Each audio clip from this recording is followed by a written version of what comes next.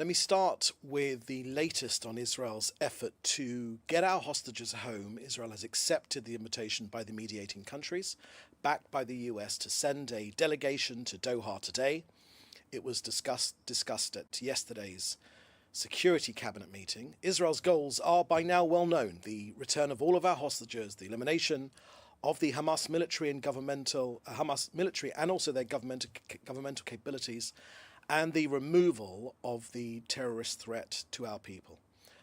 Returning to the reality that preceded the murderous attacks of October the 7th, 2023 is simply not an option for Israel. So this idea that you can somehow go back to the status quo is not an option. Hamas cannot create these wars every 2 or 3 years and then just go back and start all over again. Not again.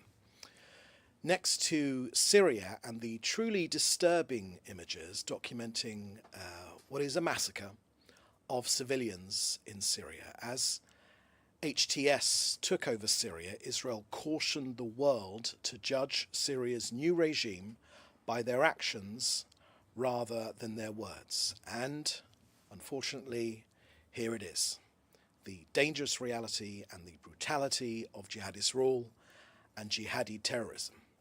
Israel will not tolerate the presence of terrorist elements and armed forces that pose a threat to our citizens in the security area in southern Syria. And attempts by the regime's forces and terrorist organizations to establish themselves in the region will be thwarted. On these massacres, Israel's Foreign Minister Gideon Saar has made clear that the dangers of the HTS regime with the massacre of civilians, Alawites and Christians. This weekend, Mr. Saar has urged world leaders and European countries in particular to raise their voice against these atrocities. Now, when it comes to the Druze, Israel is prepared to defend, if needed, the Druze population in Syria from the forces of this new regime. We will not allow any harm to the Druze population. Okay, that's the last at the end of our briefing. Please put your questions in the chat together with your news outlet, and we will take some, and all of your questions indeed. Okay, first question here I can see is from George Dastis from EFE, the Spanish news agency. Any comments on Bola's statements on TV interviews yesterday? Is Israel concerned that the US might prioritize the release of hostages with American citizenship over others? Thank you for that question, George.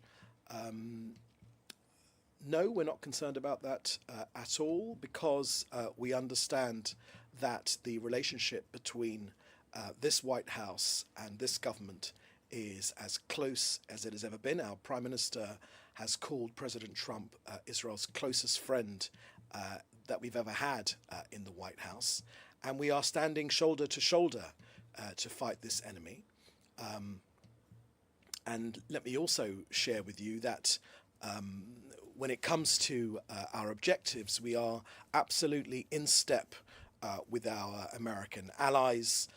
President Trump has been crystal clear, and we believe that together with Israel, with Jerusalem and Washington, D.C., standing side by side with no daylight between our two countries, that we will be successful in getting our hostages out, removing the terrorist threat from the region, from Gaza in particular, and ensuring that Hamas, whether they're governing or their military capability, will no longer be in charge in Gaza.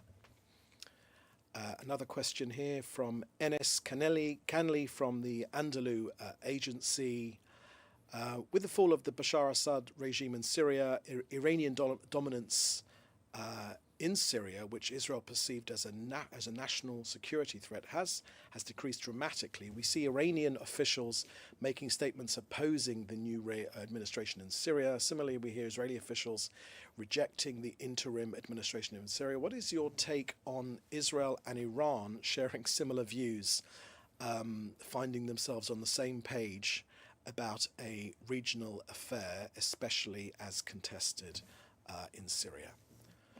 Thank you for that question, Enes from the Andalu Agency.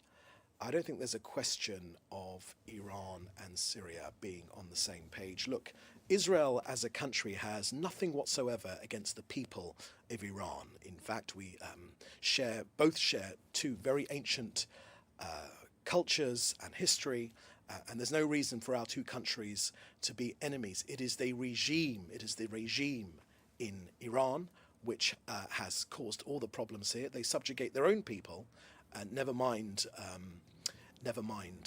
Israel. And they've been nothing but a source of terror. They've sought to strangle Israel with a circling of terrorist organization, their proxies, to try and strangle this country. We've pushed them back. Now, just last week, when it comes to the regime, the Israeli Air Force conducted a joint aerial exercise with the US Air Force. Now, this exercise was aimed at strengthening and maintaining the long-standing cooperation between the forces between our two countries, while also expanding connectivity and building integrated capabilities for a range of scenarios. Now, as part of this exercise, Israeli F-35Is and F-15Is aircraft flew alongside a US B-52 strategic bomber. During the flight, the forces practiced operational coordination between the two militaries to enhance their ability to address various regional threats. Now, this cooperation is absolutely key to the IDF and CENTCOM, which is the US Central Command, and it reflects the strategic alliance and close ties that continue to develop and strengthen between our two countries over time. Now, let me flesh out some of the arguments about Iran, because we've made clear over the years that we have no argument whatsoever with the people of Iran, but the regime cannot be allowed to achieve a nuclear weapon. President Trump agrees with this. Israel supports President Trump's maximum pressure campaign. It was working before it was interrupted. That means crippling economic sanctions, a credible military threat to counter Iran's nuclear ambitions. And now this strategy has deterred Iran until that pressure was removed. So from Israel's perspective, we welcome the restoration of the maximum pressure campaign. And it's clear from the recent visit of our Prime Minister to Washington, D.C. Indeed, President Trump welcomed our Prime Minister as the first foreign leader to Washington, D.C. on his second term, because they see eye to eye when it comes to the Iranian nuclear threat. So these maximum pressure policies should be restored. They are being restored, and it's Israel's long-standing position that Iran must never be allowed to develop nuclear weapons, and Israel will do whatever it takes to prevent that. Okay, that's our last question here today. Thank you for joining us. We'll have another briefing, no doubt, very soon. In the meantime, if you have any other questions, or we can be of any assistance, or if there are interview requests, please get in touch in the usual way. So please do stay safe, and we'll see you next time. Thank you very much. Bye-bye. Thanks for watching.